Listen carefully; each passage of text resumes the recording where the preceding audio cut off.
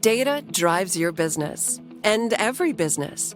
Whether you're using it to build your executive strategy or crunching the numbers to mitigate risk and ensure compliance, you need to do more with your data and get more from your data. Our solutions give you better access to more information, access to data that's big and diverse, internal and external, structured and unstructured, static and streaming. This allows you to maximize its value by making it all usable and repeatable. Your analysts and executives need analytics they can trust. And with a secure, unified data marketplace, you can ensure data integrity, data lineage, and better control, so everyone can work together with creativity and confidence to generate greater insight, accountability, and results for you and your organization. That's data intelligence.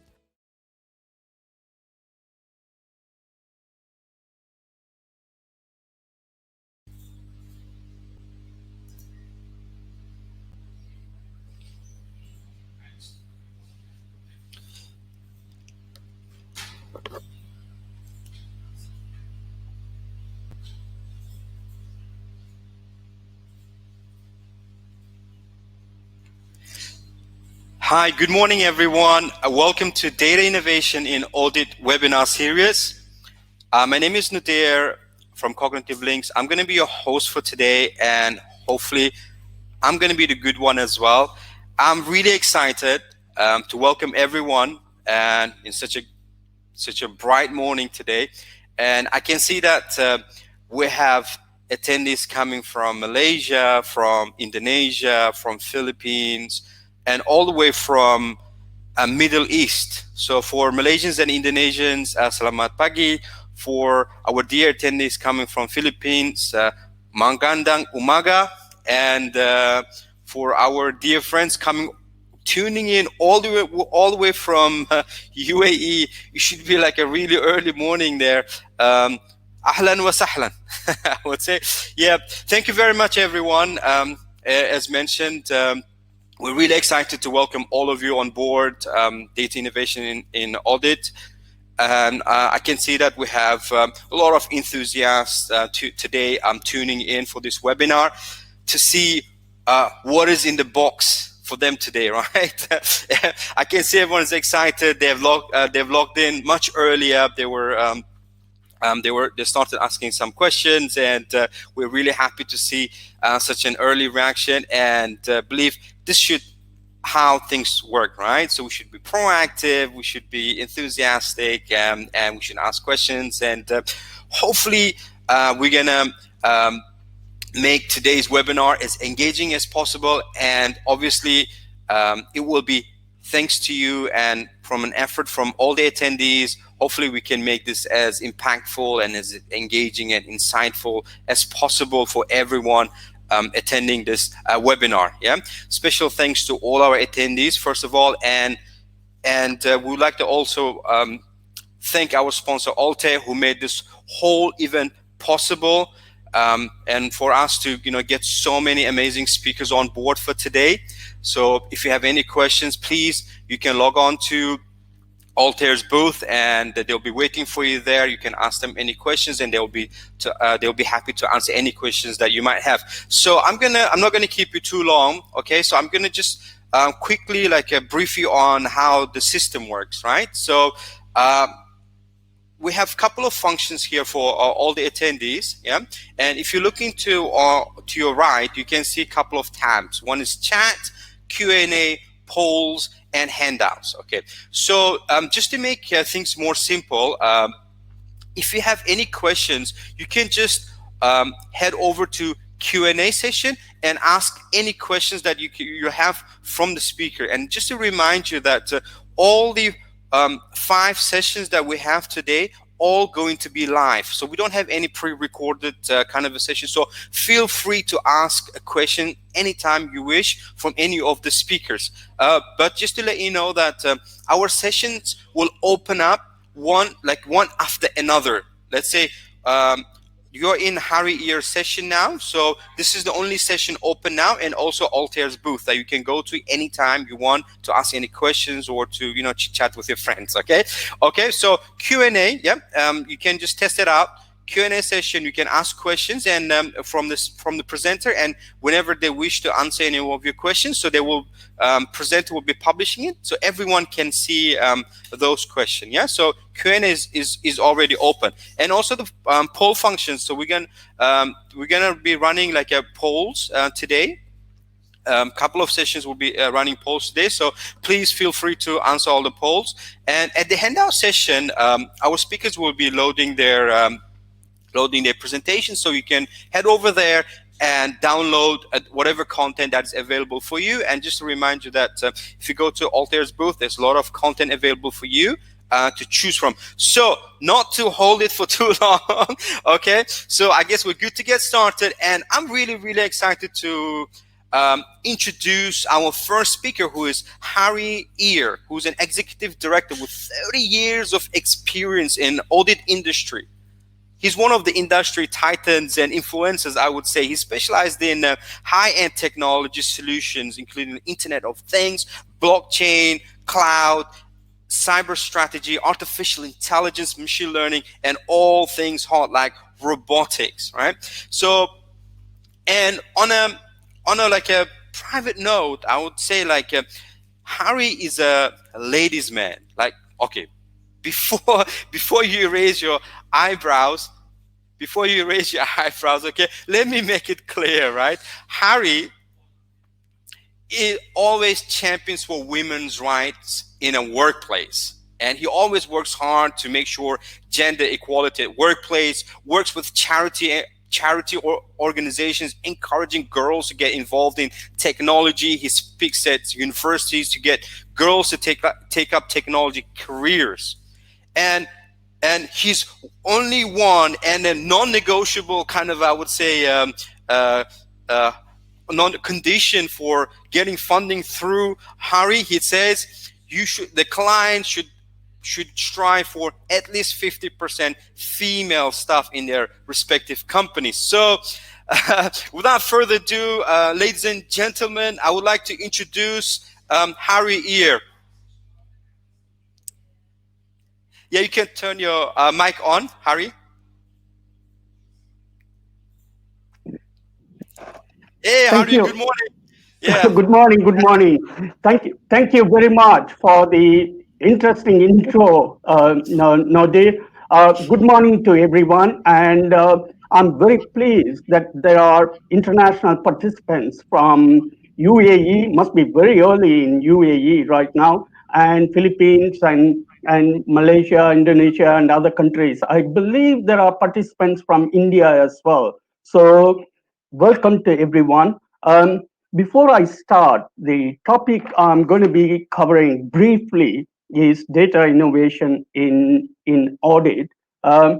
Normally, when I do public speaking, I need 1 hour, and they allocate 1 hour. I exceed my time, and here I've been given 15 minutes. I'll try my best to not go over. Let me start with the presentation. Can you load the presentation, please?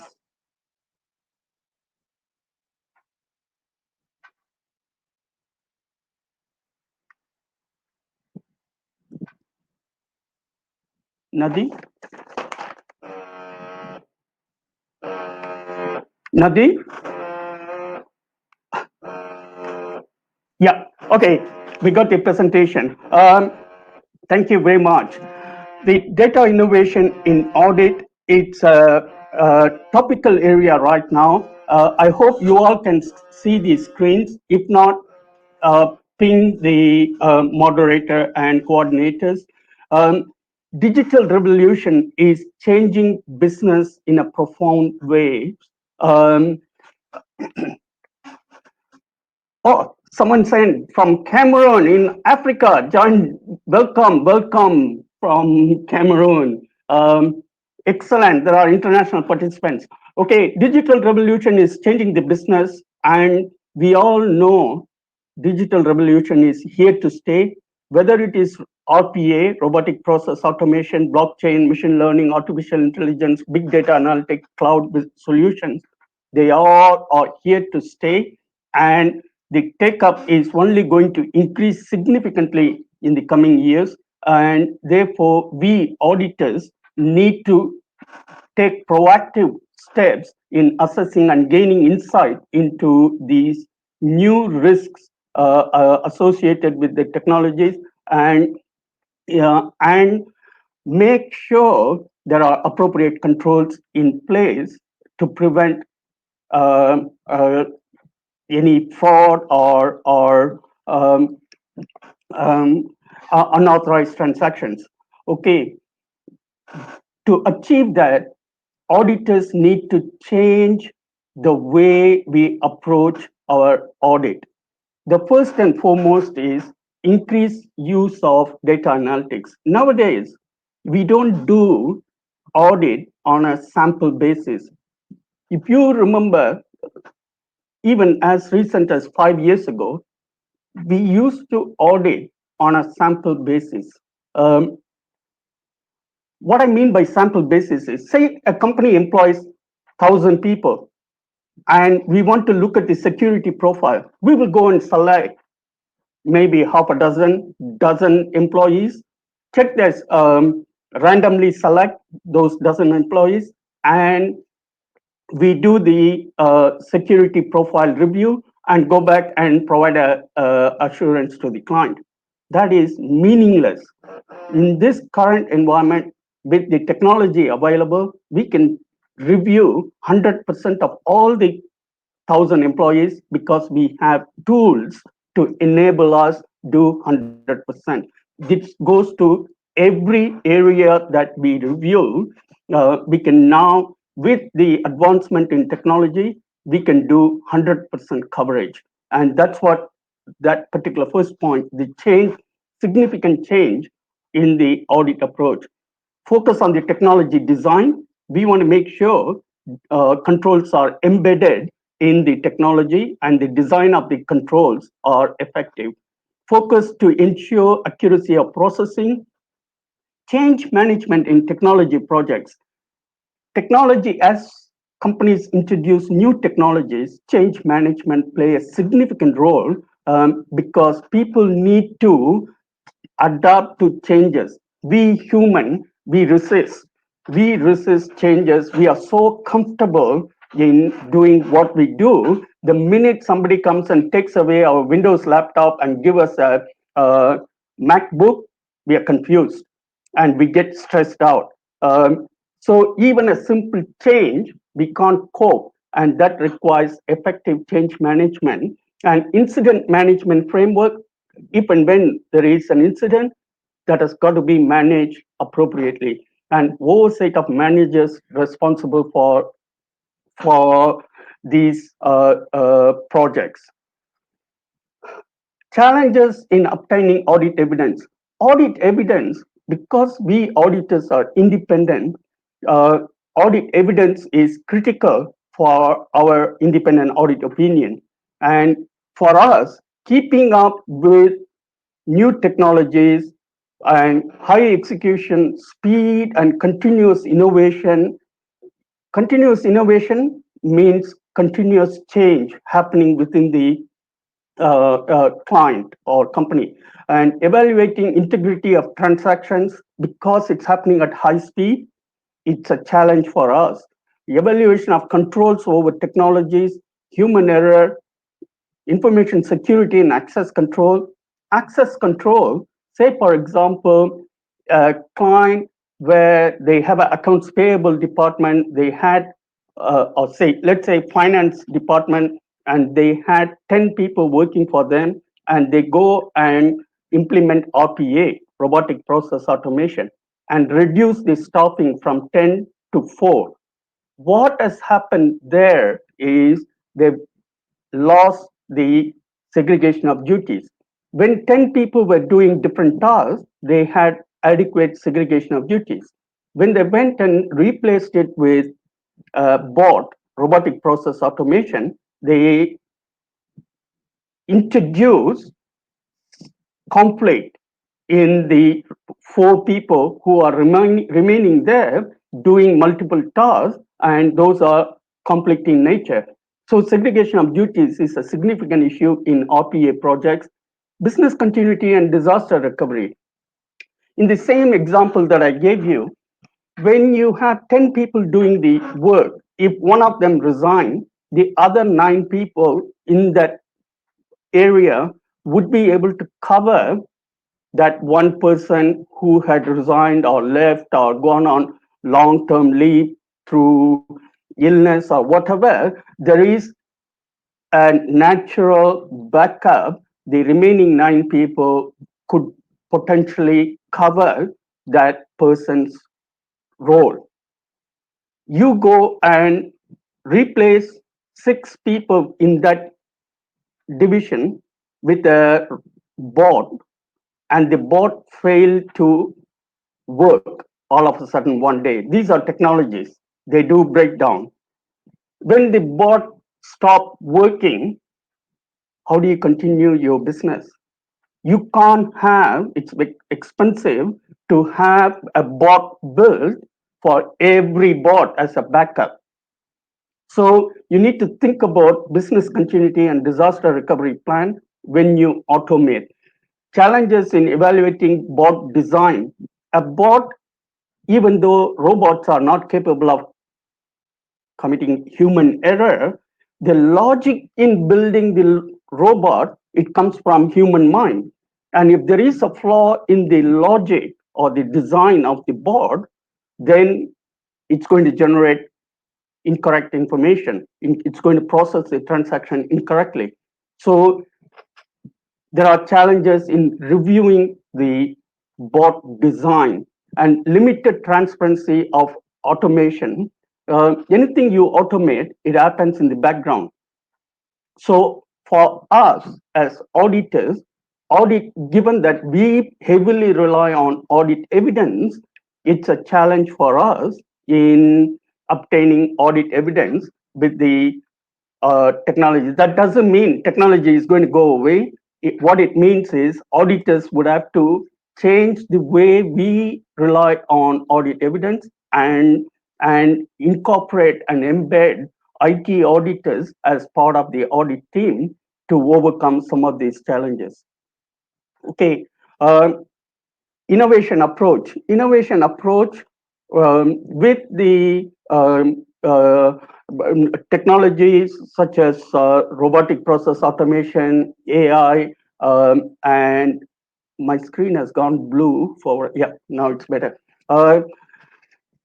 Using these technologies, the high frequency ability to read the text patterns or speech recognition, statistical modeling, or with data analytics from Altair, you might be able to not only look at the historical data, which is what auditors traditionally used to focus. Auditors focus on what happened in the previous year and go and audit and give an audit opinion. Now, the management and the board level are not only interested in what happened in the past, they also look up to auditors to comment on what the future is. So we are, through market demand, we are now moving more and more into predictive analytics. And to do predictive analytics, you need to gather large volume of data and be able to analyze and come up with what the future is, next 12 months, next 24 months, whether they will have their cash flow will, if it continues in this trend, be able to service the debts, for example. So we are asked to comment on the immediate future, and that requires us to do predictive analytics and provide rich insight and uncover value. I've had instances where the client didn't know what they actually owned in terms of fixed assets until we were able to use tools to because the business was so large and they grew through various acquisitions, and the consolidation or amalgamation took long time, and therefore they didn't actually know the assets that the company, fixed assets that the company owned, and through technology, we were able to assist in bringing uncover value for them. Holistic process requires finance, IT, business ecosystem. It's no longer simply looking at in silos.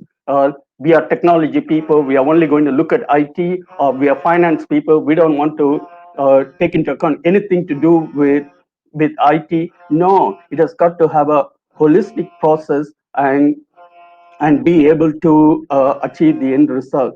Agile approach to use of data analytics. I'm pretty sure there are other speakers going to cover in greater depth on the data analytics topic. Um, some of the uses are, in audit, we use data analytics for revenue trends by product, design, region, match purchase orders to invoices and payments. As I mentioned earlier on, segregation of duties and access control testing. We use data analytical tools, journal, general ledger analysis. This is typically done by us, our data analytics specialists. We download the entire database, the financial records from the client. No longer we go and ask for how many journals you processed and what type of journals they are. We simply request for the entire database and download, and we independently analyze and provide support to our financial auditors in analyzing journals, particularly management override journals, which is a specific area the auditing standards want auditors to review and comment on those. Analyze the treasury. This is the forecast and trading activities that requires data analytics. And increasingly in the financial services sector, AML, anti-money laundering analysis, we are able to assist our clients by downloading data as part of our audit. Some of the benefits of using these technologies, we are able to understand the business through analyzing the trends and patterns in their business. In our enhanced focus on risk areas, we are able to narrow down to focus on high risk areas during the audit. Our audit approach is risk-based audit approach, and therefore focus is in the risk areas. Increase consistency across audit. So when we do a group company, whether we are doing it for subsidiary A or subsidiary B, we are able to perform these tasks consistently. Um, Faster processing of large volume of data, which saves time. We are able to download terabyte of data and process them within a day or two. That saves a lot of time in terms of audit. Reduce data and evidence requests because we access the data directly from databases.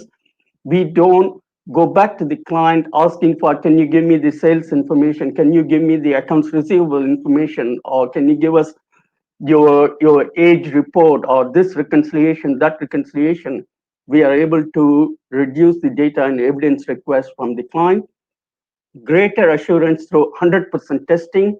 Now we are able to do 100% testing because we extract 100% of the data and we use data analytical tools to analyze the data. Therefore, our coverage is 100% and not sample testing. Better sensitivity analysis, increased fraud detection, because we can go and do analysis on unusual transactions and then go into the details behind those transactions and are able to analyze that. Data analysis shared with the client as a value add for audit and benefit to the management. Um, I know my time is coming up, and Nodir is shaking his head. Very quickly, the auditors, by making these changes, we are able to move towards trusted business advisor. Our interpersonal and influential skills are enhanced. Understanding technology is critical to achieve this. Looking beyond numbers and providing clear narrative and interpret data and tell a story as opposed to just giving raw numbers to audit committee meetings, and provide insight into strategy and performance. Higher education, it wasn't a spelling mistake. This is more to refer to analytical science. We use analytical sciences, no longer simply debits and credits in our focus. We are looking at um, analytical science to enhance. That is my super fast presentation, and I know I'm a bit over than the 15 minutes. There are a few questions already in the Q&A. Let me go through some of these questions. What are the roles of internal auditors in identifying and preventing emerging, where did it go? Emerging risks.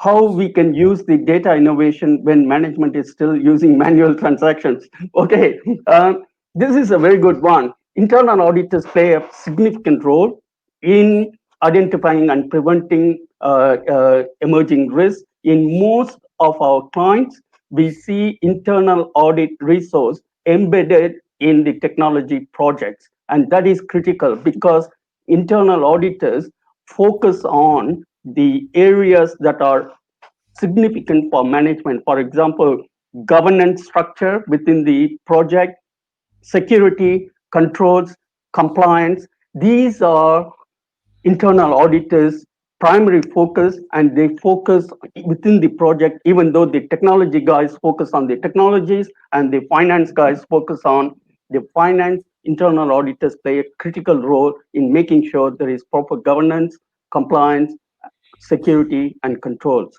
How can we use data innovation when the well, this is a transition. Yes, management might still be using manual transactions, but there is a process of educating management. When this person is referring to management, I assume all the gray hair like me sitting on the board still using abacus. Well, it's a process of education. That's the only way things will change. There is another question in slide 5. What is RPA and AI? RPA stands for robotic process automation. Robotic process automation is simply application used for automating your business processes. That's a one-line definition of what is RPA. AI stands for artificial intelligence. Artificial intelligence is making decisions based on prior information that is available. And also, RPA can embed AI into the bot. A bot is robot. A bot can include AI or machine learning. So these are not standalone technologies. They can be combined to provide better results. Okay. Are there any more questions? No more questions. Yeah, with that, I'm afraid we're just like running out of time. Well, Yep. as Harry, you mentioned, like it was a very quick presentation, but it was really impactful. I'm sure like the attendees have lots to take away from it. And with this, we'd like to thank Harry and end the session with Harry. But for the attendees, please stay tuned. Once the session ends, you'll be automatically redirected to the lobby. So once you're at the lobby, you can see the next session, which says enter now under Harrison Murphy. We have another exciting session waiting for you. And I see you on the other side. And I'm afraid we are done with this session now. Thank you again, Harry, for today's Thank you. session. See you Thank you again. very much. Thanks a lot. Thank Bye. you. Thank you. Bye-bye.